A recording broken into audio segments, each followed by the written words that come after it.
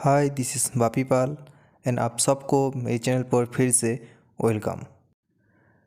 Today we will discuss about IS 456 and it's revision and amendment, few bullet points of construction orders and suitability check of construction order by testing at site.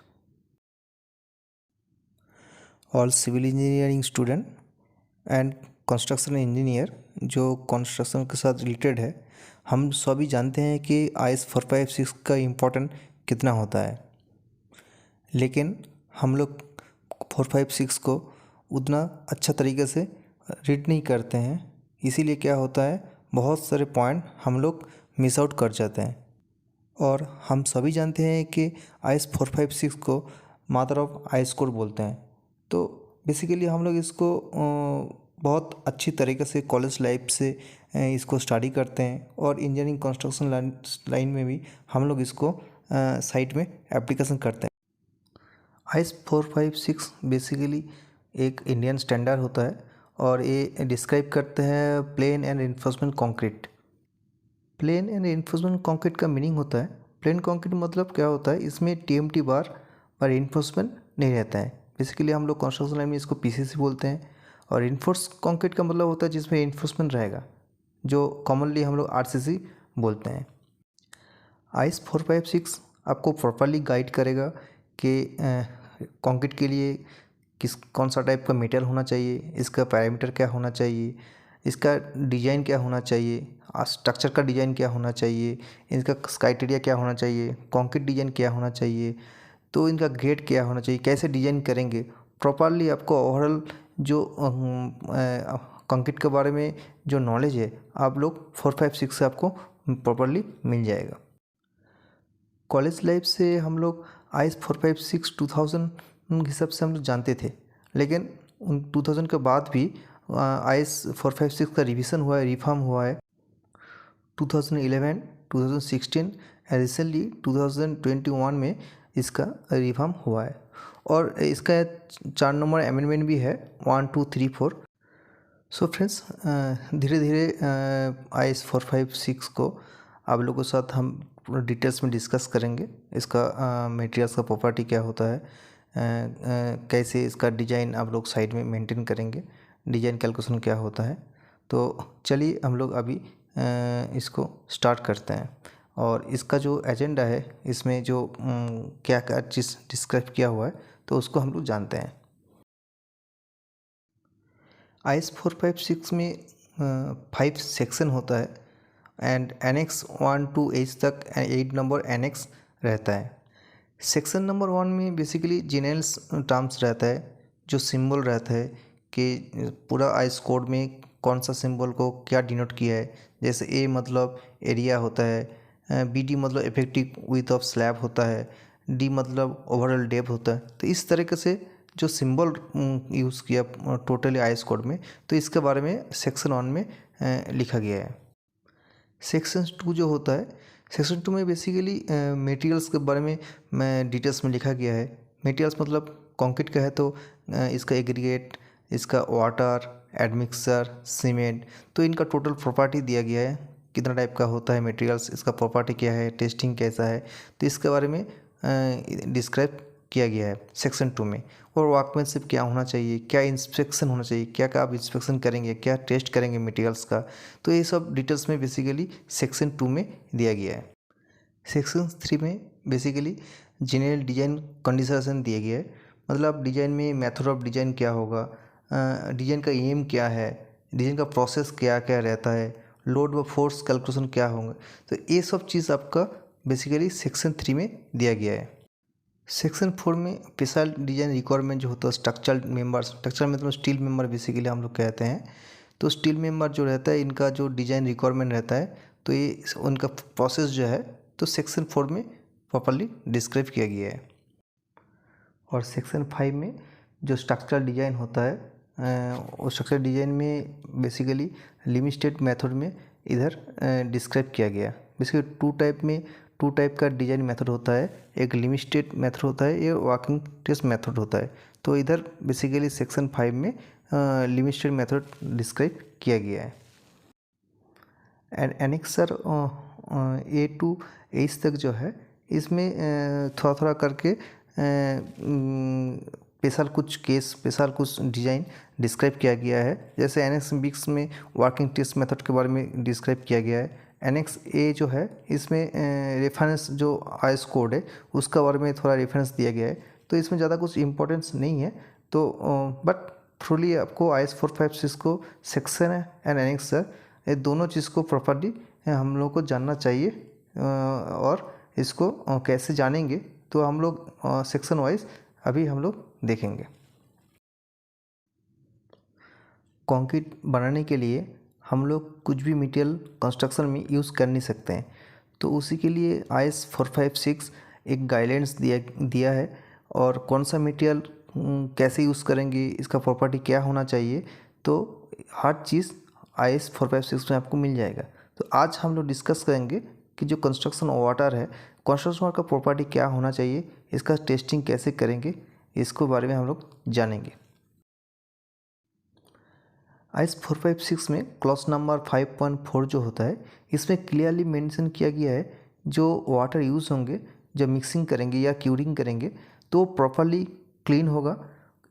कुछ type oil उसमें होना चाहिए, acid नहीं होना चाहिए, salt होना नहीं चाहिए, एल्कलीस होना नहीं चाहिए, शुगर होना नहीं चाहिए, ऑर्गेनिक इनऑर्गेनिक मटेरियल्स इसमें होना नहीं चाहिए। और इसमें अगर होगा तो एक लिमिट है, और लिमिट का अंदर इसका होना चाहिए। और डिलीटियस मटेरियल्स बिल्कुल भी होना नहीं चाहिए।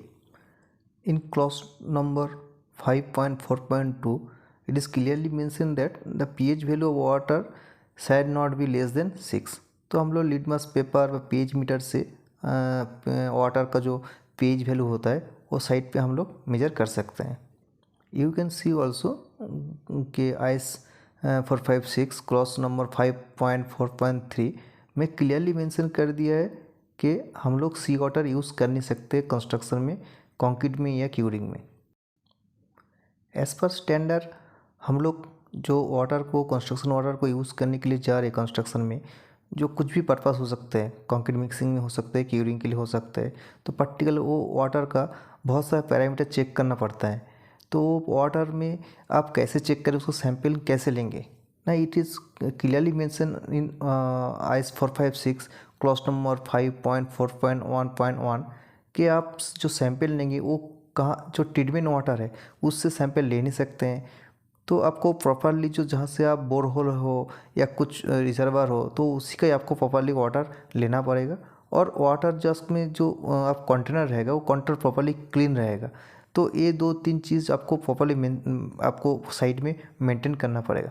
अभी चलिए हम लोग देखते हैं कि वाटर के जो कंस्ट्रक्शन में क्या क्या पैरामीटर चेक करते हैं, इसका लिमिटेशन क्या है, इसको टेस्टिंग प्रोसीड्यूर जो आईएस 11 आईएस कोड है क्या है, तो इसके बारे में हम लोग जानते हैं।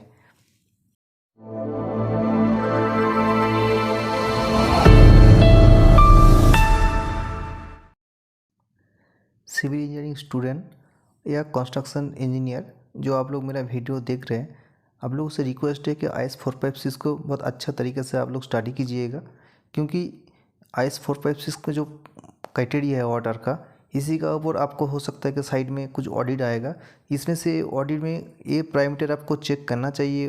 और अदर्स आपने ये चेक नहीं किया तो आपको एनसी जो ऑडिटिंग पॉइंट है, फाइंडिंग्स है, आपको मिल सकता है। और स्टूडेंट जो है, जो गवर्नमेंट के एग्ज़ाम की तैयारी कर रहे हैं या कॉलेज में है, इंटरव्यू में हो सकता है, तो इंटरव्यू में ये सब क्वेश्चन कॉमनली पूछा जा सकता है कि क्या क्या पैरामीटर है वाटर, कंस्ट्रक्शन वाटर में आप क्या क्या टेस्ट करेंगे, उसका कौन सा आईएस कोड है। तो ये सब बहुत ही इंपॉर्टेंट है, आप लोग सही तरीके से इसको जानकारी लीजिए और स्टडी कीजिए। मैंने एक रिपोर्ट आप लोगों को अभी स्क्रीन में शो किया। इसमें देखिए जो टेबल नंबर 1 में लिखा हुआ है, जो परमिशन लिमिट फॉर सॉलिड्स बोल के है, और क्लॉज नंबर 5.4 इन आईएस 456 आप देखेंगे तो जो 6 पॉइंट है, ये 6 पॉइंट को साइट में कंस्ट्रक्शन वाटर में टेस्ट करना चाहिए मस्ट। और इसका जो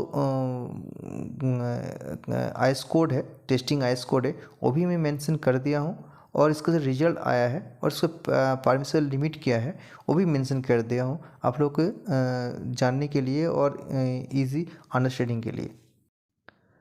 सो फ्रेंड्स, हर पैरामीटर में यहाँ डिस्क्राइब इधर डिस्क्राइब कर दिया हूँ। इसका यूनिट क्या है, इसका स्पेसिफिक कितना लिमिटेशन होना चाहिए, और मेरा एक रिजल्ट क्या आया है, उसका टेस्टिंग मेथड कौन सा आईएस कोड में लिखा गया है वो भी मैं मेंशन कर दिया हूँ।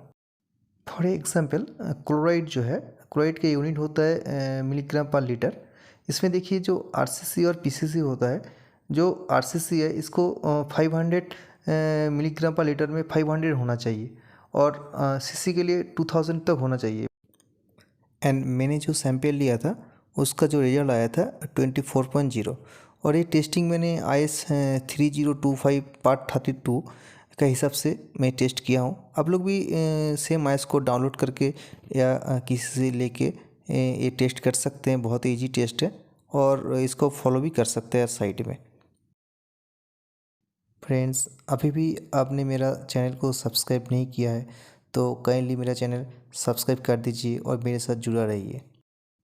फ्रेंड्स, एट साइट बेसिस में ये भी हो सकता है कि आपने बहुत टेस्टिंग कर लिया, बहुत सारे टेस्टिंग किया जो पैरामीटर दिया गया है S456 में, उसके बाद भी आपको उस डाउट है उसका वाटर का जो क्वालिटी है उसके बारे में, तो आप कैसे साइट में इंश्योर करेंगे कि वाटर कंस्ट्रक्शन के लिए परफेक्ट है।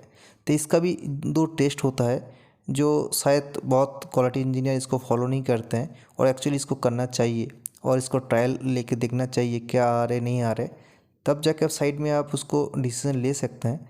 अगर आपने वाटर का सोर्स भी चेंज हो गया है तो एक्चुअल में वो वाटर में विदाउट टेस्ट में आप साइड में देख सकते हैं कि वाटर में परफेक्ट है कि नहीं। तो डाउट को थोड़ा सा दूर करने के लिए ये टेस्ट करना बहुत ज़रूरी होता है, और करना भी चाहिए। जो टेस्ट है ये बहुत ही सिंपल टेस्ट होता है। मैं इसको डिटेल्स स्क्रीन में लिख दिया हूँ, और मैं आपको भरवाली बोल देता हूँ कि ये टेस्ट कुछ नहीं होता है। आपने जो कंक्रीट जो वाटर आपको यूज़ करना है, जो वाटर को आपको डाउट है, सेम वाटर से आपको एटलीस्ट 3 क्यूब ले लीजिए। तो आपको मैं रिकमेंड करके आप 6 क्यूब लीजिए। मान लीजिए आपका साइड में M30 का कंक्रीट चल रहा है, तो आपको जो वाटर को डाउट है वो सेम वाटर से आप 6 क्यूब ले लीजिए।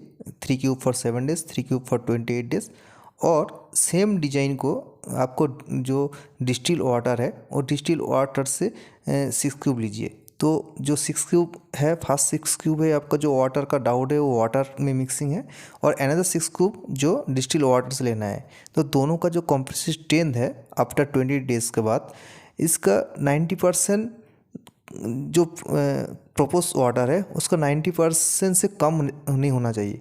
अगर 90% से ज़्यादा हो गया, 90% तो ओके है, या 90% से अबव ओके है, बट 90% से कम अगर हो गए तो ये फिर आपको वाटर में डाउट है, आपको प्रॉपर्ली टेस्ट करना पड़ेगा। आपको same details IS 456 clause number 5.4.1.2 में मिल जाएगा। एंड अनदर जो टेस्ट है वो टेस्ट आपको अभी डिस्कस करेंगे। और अनदर जो टेस्ट होता है वो सीमेंट का इनिशियल टेस्ट होता है। बेसिकली सीमेंट का अब जो वाटर से यूज़ करेंगे, सेम वाटर से सीमेंट का पेस्ट बना के उसका जो इनिशियल टेस्ट कीजिए। उसको इनिशियल सेटिंग टाइम टेस्ट करने में जो रिजल्ट आएगा, और सेम रिजल्ट आपका जो आएगा डिस्टिल वाटर और सेम सीमेंट में मिक्सिंग करके जो इनिशियल सेटिंग टाइम आएगा, दोनों का जो सेटिंग टाइम है, दोनों का सेटिंग टाइम का 30 मिनट से डिफरेंस नहीं होना चाहिए। तो 2 क्राइटेरिया, एक क्राइटेरिया है जो आपने जो प्रोपोज वाटर है, जो प्रोपोज वाटर को सीमेंट से मिक्सिंग का जो इनिशियल सेटिंग टाइम आया है वो 30 मिनट से कम होना नहीं चाहिए। पहला पॉइंट है। सेकंड पॉइंट जो है, आपने जो टेस्ट रिजल्ट आया है प्रोपोज वाटर के साथ और डिस्टिल वाटर में जो अब इनिशियल सेटिंग टाइम आया है, दोनों का जो सेटिंग टाइम का डिफरेंस है वो 30 मिनट से डिफर नहीं होना चाहिए। तो जो डिफरेंस है 30 मिनट से ज़्यादा होना नहीं चाहिए। तो ये दोनों पॉइंट अगर फुलफिल हो गया तो पानी ओके है। ये दोनों टेस्ट आपको IS 456 में मिल जाएगा, क्लास नंबर 5.4.1.3 में आप देख लीजिएगा। Thank you my all friends. ऐसे ही मेरे साथ जुड़ा रहिए, और काइंडली सब्सक्राइब कर दीजिए माय चैनल, लाइक कर दीजिए। अगर कुछ आपको डाउट है, कुछ क्वेश्चन, काइंडली कमेंट बॉक्स में डाल दीजिए, मैं आपको इसका आंसर देंगे। Again thank you all.